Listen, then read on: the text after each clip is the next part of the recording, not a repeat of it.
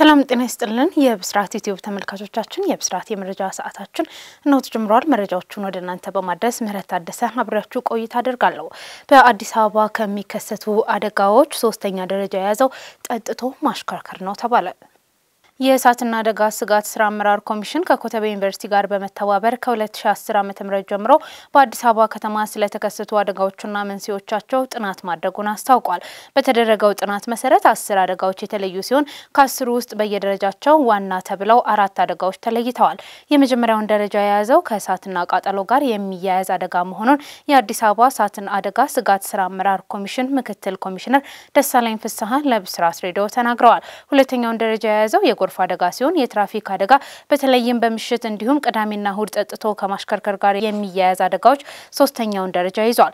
አራተኛው የህንጻ መደርመስ አደጋ ሲሆን ህንጻዎቹ ከመገንባታቸው በፊት የአደጋን የደህንነት መስፈርትን ማሟላታቸውን ማረጋገጥ ያስፈልጋል ያሉት ምክትል ኮሚሽነሩ በግንባታ ላይ የሚሰማሩ ባለሙያዎች ከግንባታው በፊት አስፈላጊውን ጫማ፣ ሄልሜት እንዲሁም በግንባታ ወቅት ስካፍ ሆልዲንግ በትክክል በብረት የተሰራ ጠንካራ መሆኑን ማረጋገጥ ያስፈልጋል ብለዋል። የግንባታ ቁጥጥርና ክትትል ጠንካራ መሆን እንዳለበት ጥናቱ ያመላከተ ሲሆን ግንባታው ከተጠናቀቀ በኋላ የመጠቀሚያ ፍቃድ አውጥተው መስራታቸውን ማረጋገጥ እንደሚገባ ተገልጿል። ከትራፊክና ከእሳትና ቃጠሎ ጋር የሚያያዙ አደጋዎች በጥንቃቄ ጉድለት የሚመጡ በመሆኑ ህብረተሰቡ ተገቢውን ጥንቃቄ ማድረግ እንዳለበት ተመላክቷል። የበጋ ወቅት የአየር ሁኔታ ለእሳት ቃጠሎ አደጋ አጋላጭ መሆኑና በስፋት የህንጻ ግንባታዎች በበጋው ወቅት ስለሚከናወኑ ህብረተሰቡ ተገቢውን ጥንቃቄ እንዲያደርግ ኮሚሽኑ አሳስቧል ስትል መባወርቅነህ ዘግባለች። ከወላጅ እናቷ ጋር ከገበያ ስትመለስ የነበረችን ታዳጊ እናቷን በማፈን የጠለፋ ወንጀል የፈጸሙ ግለሰቦች በእስራት ተቀጡ። በምስራቅ ሸዋ ዞን ጊምቢቹ ወረዳ አዳዴ ኤጀራ ቀበሌ ውስጥ ከወላጅ እናቷ ጋር ከገበያ ስትመለስ የነበረችን ታዳጊ ጠብቀው እናቷን አፍነው ልጅቷን የጠለፉ 5 ግለሰቦች በእስራት መቀጣታቸውን የወረዳው ፖሊስ አስታውቋል። የጊምቢቹ ወረዳ ፖሊስ ጽፈት ቤት እንዳስታወቀው አንደኛ ተከሳሽ ታምራ ሴፋ፣ ሁለተኛ ተከሳሽ ወርቁ ለማ፣ ሶስተኛ ተከሳሽ ታሪኩ አበበ የተባሉና ለጊዜው ያልተያዙ 2 ግለሰቦች ጋር በመሆን ነሐሴ 19 ቀን 2017 ዓ.ም ከቀኑ 11 ሰዓት ላይ 13 ዓመቷን ታዳጊ ከወላጅ እናቷ ጋር ከገበያ ስትመለስ ጠብቀው እናትየውን በማፈን ልጅቱን ጠልፈዋል። 3ቱ ተከሳሾችና ለጊዜው በቁጥጥር ስር ካልዋሉ 2 ግለሰቦች ጋር በመተባበር አንደኛና ሁለተኛ ተከሳሽ ታዳጊዋን በጉልበት ነጥቀው ሲወስዱ፣ ሶስተኛ ተከሳሽና ለጊዜው በቁጥጥር ስር ያልዋሉ 2 ግለሰቦች እናትየው እንዳስጮህ በማፈን የጠለፋ ተግባሩን መፈጸማቸው በማስረጃ ተረጋግጧል። ፖሊስም ከአካባቢው ሰዎችና ከወላጅ እናት ባገኘው መረጃ መሰረት የጠለፋ ተግባር የፈጸሙ 5 ግለሰቦች መካከል 3ቱም በቁጥጥር ስር ውለዋል። ተከሳሾቹ የጠለፋውን ተግባር የፈጸሙት ታዳጊዋን ለአንደኛ ተከሳሽ ሚስት ለማድረግ አስበው ቢሆንም ፖሊስ በወሰደው ፈጣን ክትትል በተጠላፊዋ ላይ ምንም አይነት የጾታ ጥቃት ሳይፈጸም 3ቱ ተከሳሾች በቁጥጥር ስር መዋል መቻሉን የፖሊስ ጽፈት ቤት ገልጿል። ፖሊስ ተጠላፊዋን ታዳጊ በሆስፒታል በማስመርመር ምንም አይነት ወሲባዊ ጥቃት እንዳልተፈጸመባት ካረጋገጠ በኋላ የምርመራ መዝገቡን በበቂ ማስረጃ በማጠናከር ለአቃቢ ሕግ ልኳል።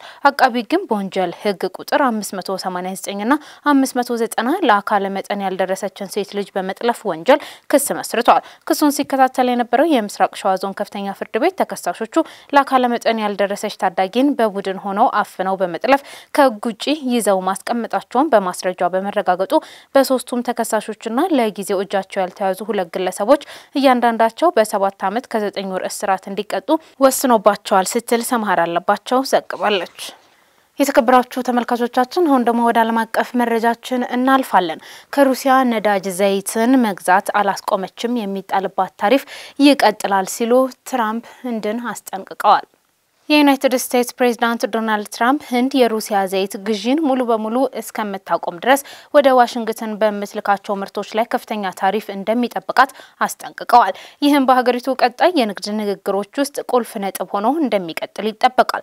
ትራምፕ በኤር ፎርስ 1 ላይ ሲሳፈሩ ለጋዜጠኞች እንደተናገሩት የህንድ ጠቅላይ ሚኒስትር ናሬንድራ ሞዲ ኒው ዴሊ የሩሲያ ድፍድፍ ዘይትን መግዛት እንደምታቆም አረጋግጠውልኛል ብለዋል። ነገር ግን የህንድ መንግስት ስለእንደዚህ አይነት ግብይት ያለውን እውነታ ከካደ ልቅ ታሪፍ መክፈላቸውን ይቀጥላሉ፣ በእጥፍ ይጨመርባቸዋል ብለዋል። በቅርብ ዓመታት የመከላከያና የቴክኖሎጂ ትብብርን በሚያደርጉ በዋሽንግተንና በኒው ዴሊ መካከል እየጨመረ የመጣው አለመግባባት በኃይልና በንግድ ፍላጎት ልዩነት ላይ የተመሰረተ ነው።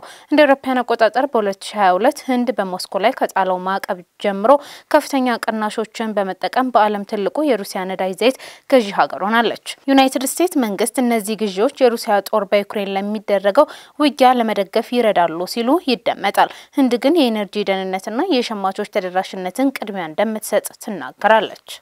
ከአሜሪካ ጋር ባለው የንግድ ውዝግብ የተነሳ የቻይና ኢኮኖሚ እድገት አዝጋሚ ሆኗል ተባለ። በንብረት ገበያው ላይ ያሉ ችግሮችን በመቀጠላቸውና ከአሜሪካ ጋር የንግድ ውዝግብ በመፈጠሩ የቻይና ኢኮኖሚ እድገት በ3 ወራት ውስጥ እስከ ሴፕቴምበር መጨረሻ ድረስ ቀዝቅዟል። በዓለም ሁለተኛ ትልቁ ኢኮኖሚ ባለቤት በሆነችው ቻይና እንደ አውሮፓውያን አቆጣጠር በ2024 ከተመሳሳይ ጊዜ ጋር ሲነጻጸር ቅናሽ የታየበት የ4.8% እድገት ተመዝግቧል። በአንድ ዓመት ውስጥ በጣም ደካማ መሆኑ መረጃዎች ያሳያሉ። ይኸው መረጃ የተሰማው ቻይና ብርቅዬ ማዕድናትን ወደ ውጪ በመላክ ላይ የቁጥጥር እርምጃዎችን ከጣለች በኋላ ነው። ለዓለም አቀፍ ኤሌክትሮኒክስ ምርት አስፈላጊ የሆኑ ማዕድናት ላይ የተጣለው የቁጥጥር እርምጃና ከአሜሪካ ጋር ያላት ደካማ የንግድ ስምምነት እድገቷን ቀንሶታል። የእድገት አሃዝ በ3 ወራት ውስጥ ከታየው የ5.2% ዓመታዊ ምጣኔ መቀዛቀዝ አሳይቷል። የቻይና ብሔራዊ ስታቲስቲክስ ቢሮ ግን ኢኮኖሚው ግፊትን ለመቋቋም ጠንካራ ስራ መስራቱን አሳይቷል ብሏል። በቴክኖሎጂ ዘርፍና በቢዝነስ አገልግሎቶች ውስጥ መነቃቃት እንደ ቁልፍ የእድገት አንቀሳቃሾች ይታያል። ቤጂንግ በዚህ ዓመት ወደ 5% አካባቢ የኢኮኖሚ እድገት ግብ አውጥታለች። የተከበራችሁ ተመልካቾቻችን ከብስራት ዩቲዩብ ሲተላለፋላችሁ የነበረው የተከታተላችሁትን ይመስል ነበር። አብራችሁን ስለነበራችሁ ከልብ አድርገን እናመሰግናለን። መረጃዎቹን ወደ እናንተ በማድረስ ምህረት ታደሰ አብራችሁ ቆይታ አደረግኩ። ሰላም።